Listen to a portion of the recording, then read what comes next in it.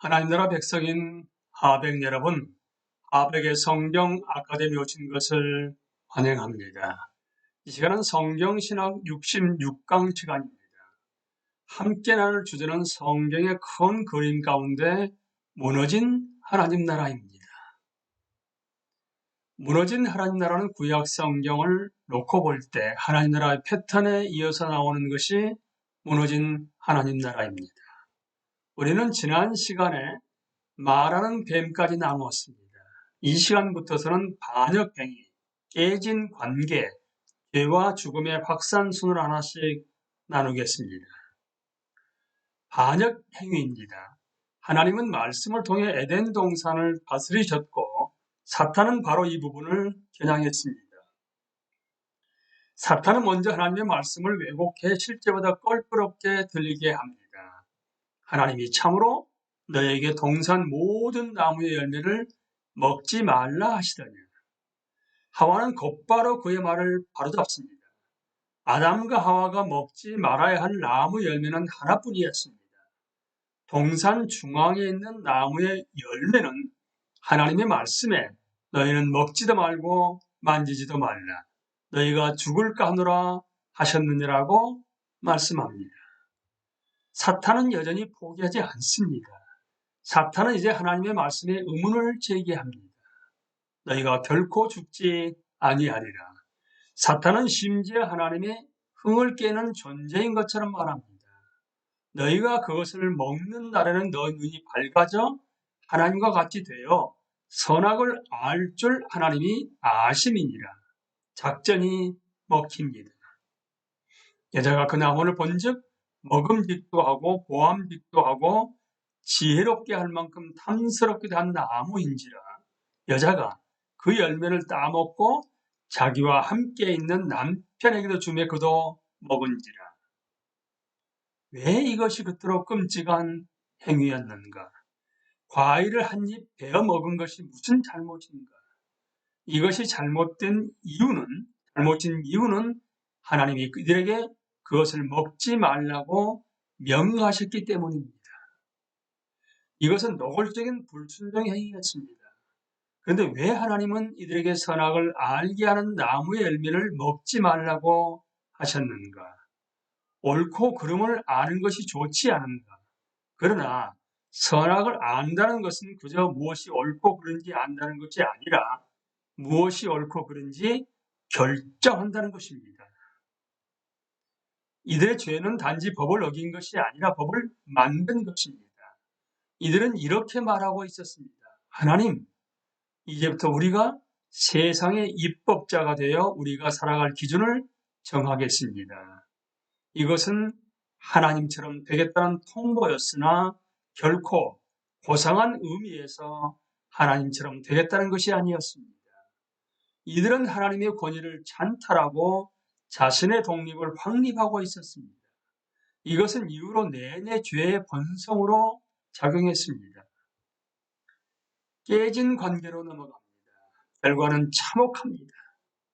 하나님의 심판으로 인해 창조 때 형성된 모든 완전한 관계가 망가집니다. 여자와 남자의 관계, 이제 완전한 신뢰와 친밀감이 사라졌습니다. 이들은 치마를 만들어 자신의 벗은 몸을 가립니다. 잠시 후 이들은 다투기 시작하고 어느 쪽도 자신의 행동에 책임지려 하지 않습니다. 여성과 남성의 싸움이 시작되었습니다. 하나님은 여자에게 너는 남편을 원하고 남편은 너를 다스릴 것이니라라고 말씀하십니다. 여자는 남편을 원한다. 단순히 성적 욕망을 가리킬 수도 있으나 남편을 지배하려는 욕망을 암시할 수도 있습니다. 아내는 더 이상 남편의 인도에 복종하려 하지 않을 것이고 남편은 더 이상 하나님이 계획하신 사랑하고 자신을 희생하는 방식으로 아내를 이끌려 하지 않으리란 말입니다. 창세기 2장의 사랑 넘치는 친밀함이 이제 거친 다스림으로 대체됩니다. 사람과 창조 세계의 관계, 사람과 창조 세계 간의 조화가 끝납니다. 이제부터 이 조화가 창조 세계를 지배하려는 싸움으로 바뀔 것입니다. 하나님은 이렇게 말씀하십니다. 땅은 너로 말미암아 저주를 받고 너는 그의 평생에 수고하여 그 소산을 먹으리라. 땅이 내게 가시덤불과 엉겅퀴를 낼 것이라. 내가 먹을 것은 밭의 채소인즉. 이제 땅을 경작하려면 많은 땀을 흘리고 힘든 노동을 해야 할 것입니다. 자연 세계는 단지 친구가 아니라 적이 되기도 할 것입니다. 사람과 하나님의 관계, 죄에 걸맞는 벌이 내려집니다. 인간이 하나님을 배반해 그분에게서 돌아서고 하나님은 이에 대한 심판으로 인간에게서 돌아서십니다. 이들이 하나님과 누렸던 따뜻한 우정은 이제 깨졌습니다. 하나님이 가까이 오시자 이들은 그분을 피해 숨습니다. 하나님은 여전히 이들을 찾으십니다. 여호와 하나님이 아담을 부르시며 그에게 이르시되 내가 어디 있느냐. 하나님은 계속해서 자신의 은혜로 죄악된 인간을 찾으시며 우리를 자신과 교제하도록 다시 부르십니다. 그러나 본성적으로 우리는 늘 달아납니다. 아담은 두렵고 부끄러우며 자신이 하나님 앞에서 벌거벗은 것을 의식합니다. 이제는 순수함은 사라졌습니다. 하나님은 자신이 말씀하셨던 그대로 죄를 심판하십니다. 사탄이 틀렸습니다. 아담과 하와가 죽으리라는 하나님의 경고는 단지 위협이 아니었습니다. 이 경고가 실행됩니다. 이들은 에덴 동산에서 쫓겨나고 이들이 생명나무로 돌아오지 못하도록 지키는 자가 배치됩니다. 이들은 육체적으로 계속 존재하겠지만 영적으로는 죽었습니다. 다시 말해 하나님에게서 단절되었습니다. 이들의 육체적 존재가 끝나는 것도 시간 문제일 뿐입니다. 이제 죄와 죽음의 확산으로 넘어갑니다. 타락 이후 모든 사람은 태어나면서 아담과 하와와 동일한 곤경에 처합니다. 우리 조상들이 반역한 결과가 낳은 영적, 육적 죽음을 마주하게 됩니다. 우리도 죄인이며 하나님의 다스림에 반역합니다. 그리고 우리도 하나님과 영원히 단절되는 죽음이라는 형벌을 받게 됩니다. 창세기 4장에서 11장은 죄와 죽음이라는 하나님의 심판이 인류 역사 초기에 어떻게 확산되는지 보여줍니다. 가인과 아벨, 창세기 4장입니다. 창세기 3장에 나오는 아담과 하와의 범죄 기사에 뒤이어 바로 다음 장인 4장에 이들의 아들이 동생을 죽이는 인류 최초의 살인사건 기사가 나오는 것은 놀랍지 않습니다. 사람과 하나님 간의 관계가, 수직적 관계가 깨지자 필연적으로 사람과 사람 간의 수평적 관계도 깨집니다. 가인은 하나님에게 사랑받는 동생을 질투해서 그를 죽입니다. 하나님의 심판이 신속하게 따릅니다. 가인은 집에서 쫓겨나고 떠돌이 생활을 하게 됩니다. 유한성은 창세기 5장입니다. 창세기 5장에는 성경의 첫 족보가 나옵니다. 인류는 생육하고 번성하라는 하나님의 명령에 순종하고 있습니다. 타락 이후인데도 이들의 후손은 여전히 하나님의 형상을 지닙니다.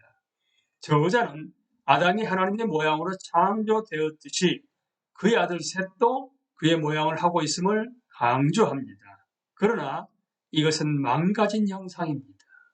인간은 죄의 표식도 갖고 있습니다.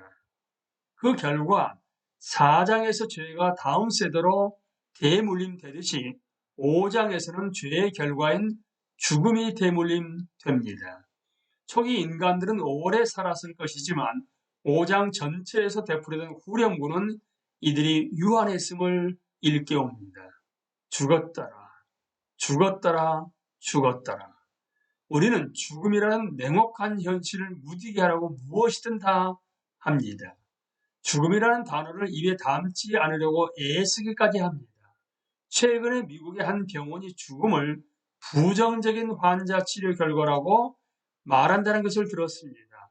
그러나 아무리 애들로 말하더라도 우리는 죽음을 피하지 못합니다. 죽음은 우리 모두에게 닥칩니다.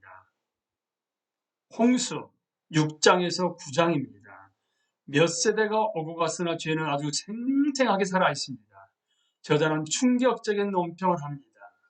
여호와께서 사람의 죄악의 세상에 가득함과 그의 마음으로 생각하는 모든 계획이 항상 악할 뿐임을 보시고 땅 위에 사람 지으셨음을 한탄하사 마음에 근심하시고, 그래서 하나님은 심판하기로 결심하십니다. 내가 창조한 사람을 내가 지면에서 쓸어버리되 사람으로부터 가축과 기는 것과 공중의 새까지 그리하리니 이는 내가 그것들을 지었음을 한탄함이니라. 그 결과 일어난 홍수가 무서운 파괴를 일으킵니다. 이것은 창조를 되돌리는 것입니다. 하나님이 창조 둘째 날에 정하신 땅과 물의 구분이 없어집니다. 물이 다시 한번 땅을 덮으면서 세상이 창조되기 전에 존재했던 혼돈으로 되돌아갑니다. 바벨탑, 창세기 11장에 나오지요. 하나님은 홍수 가운데 한 가족을 보존하셨고 그들로 인해 인류 역사가 계속되었습니다. 그러나 안타깝게도 죄와 죄에 대한 하나님의 의로운 반응인 심판도 계속되었습니다.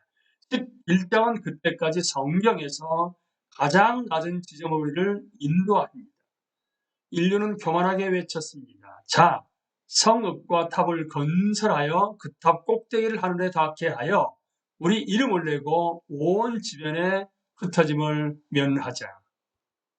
바벨탑은 우리 자신을 높이고 하나님으로부터 독립된 우리 자신의 나라를 세우려는 우리의 죄악된 욕망의 생생한 상징입니다. 그러나 하나님은 이런 오만을 모른 채 하지 않으십니다. 하나님은 사람들을 온 땅에 흩으시고 이들에게 각기 다른 언어를 주심으로써 인간의 제국 건설을 좌절시키십니다. 인간은 이제 하나님뿐만 아니라 서로에게서 단절됩니다. 무너진 하나님 나라, 하나님이 지으신 완벽한 창조 세계는 이제 먼 꿈일 뿐입니다. 하나님 나라의 패턴이 죄에 의해서 무너졌습니다. 인간은 본질적으로 더 이상 하나님 백성이 아닙니다.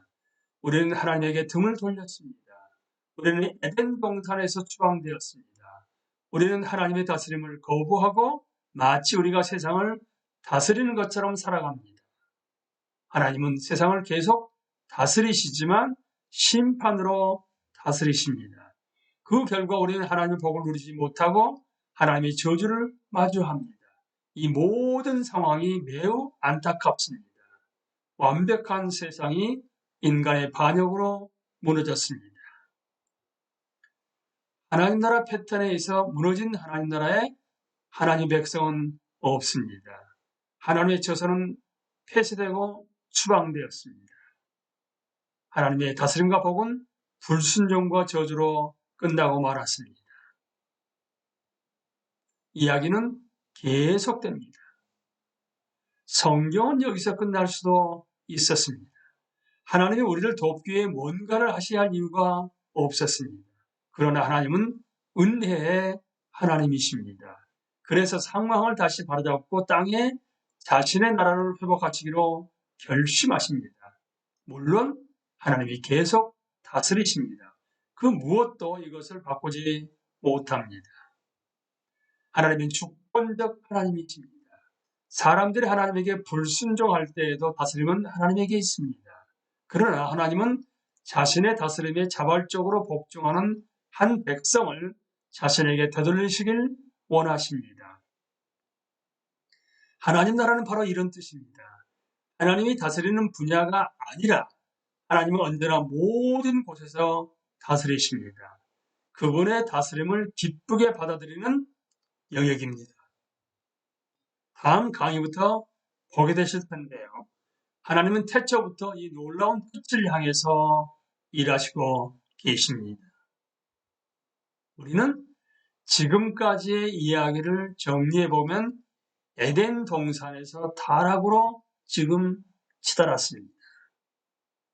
다음 시간에는 여러분 무너진 하나님 나라에 이어서 약속된 하나님 나라로 넘어가겠습니다. 강의를 마치겠습니다. 감사합니다.